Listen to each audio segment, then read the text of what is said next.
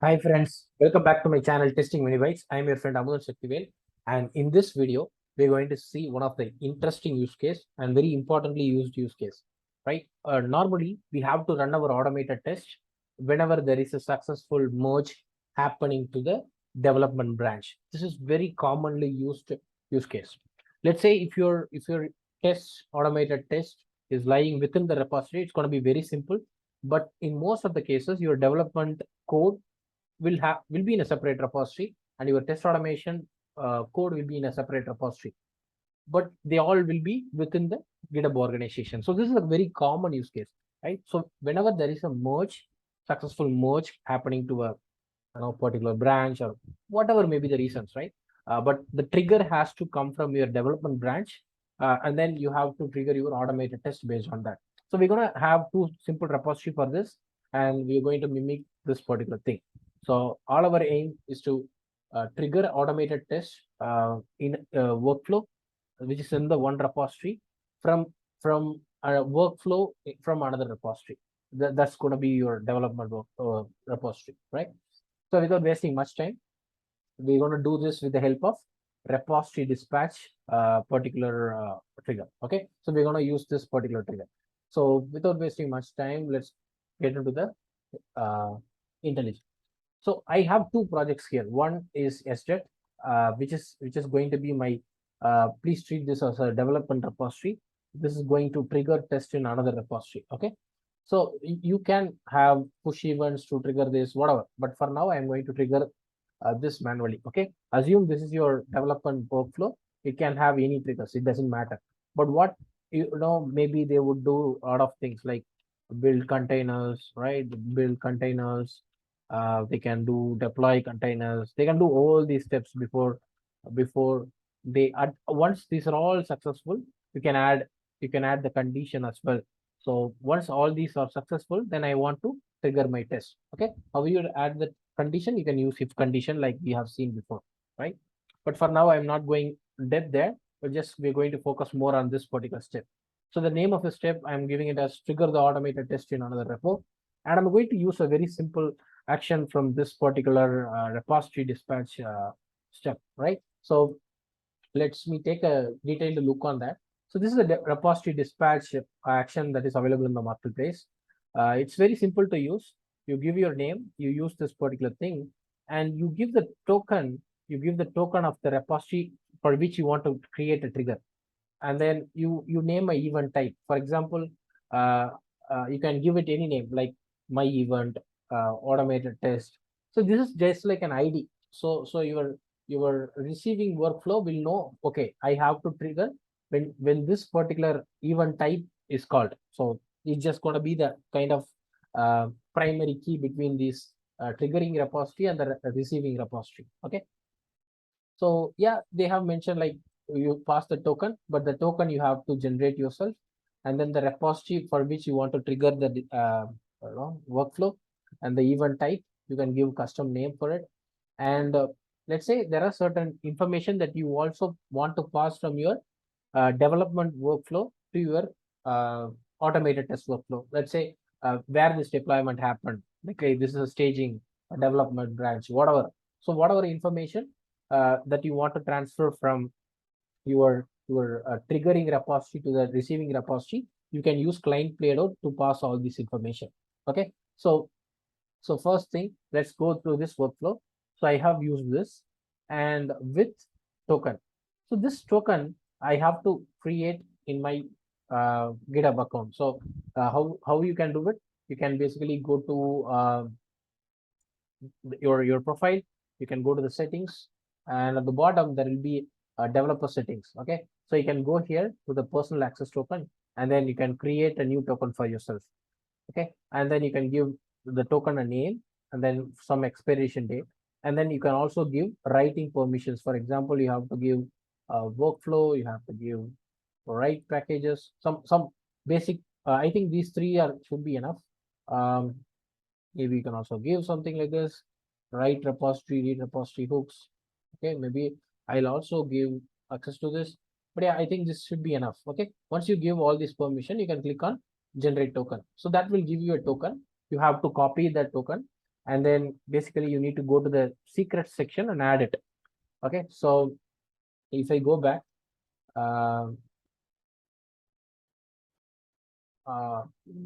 just a minute.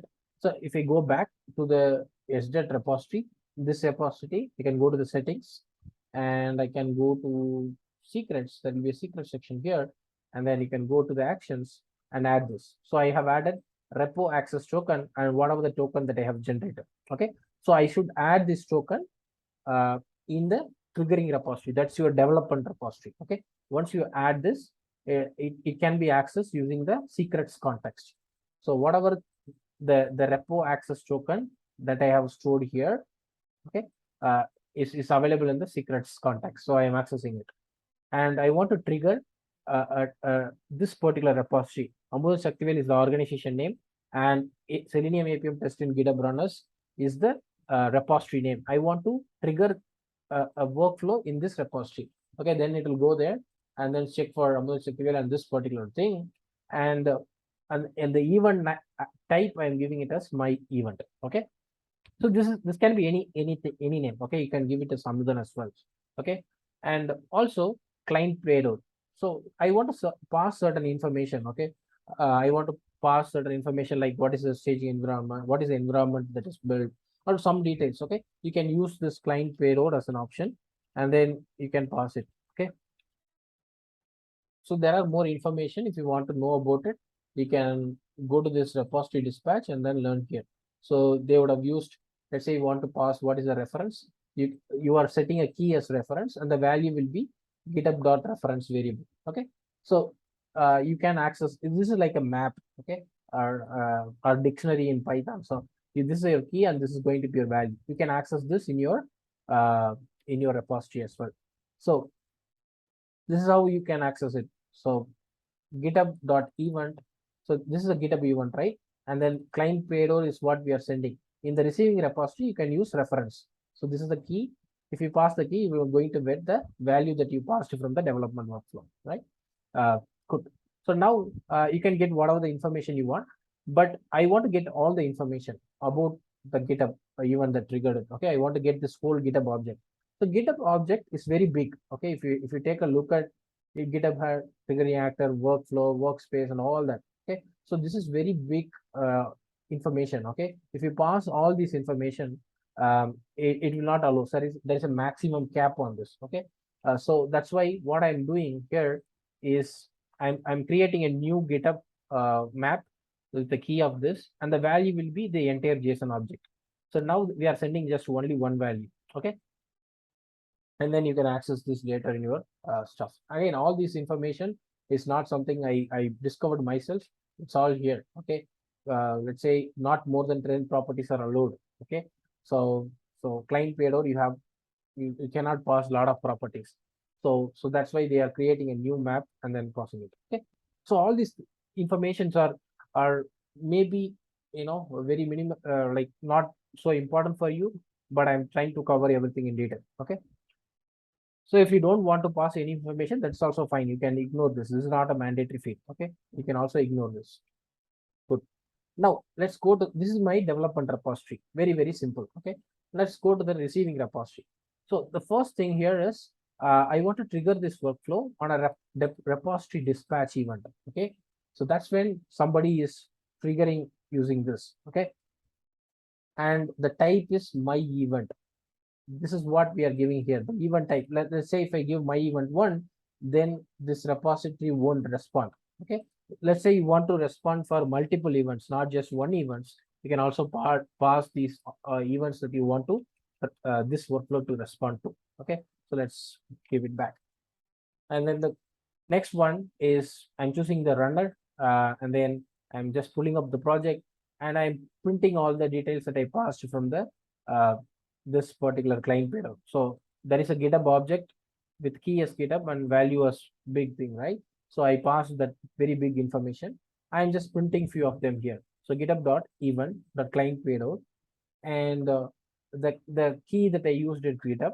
Okay, inside GitHub there are different objects available with keys. Okay, so action, actor, all that. So this is all available here.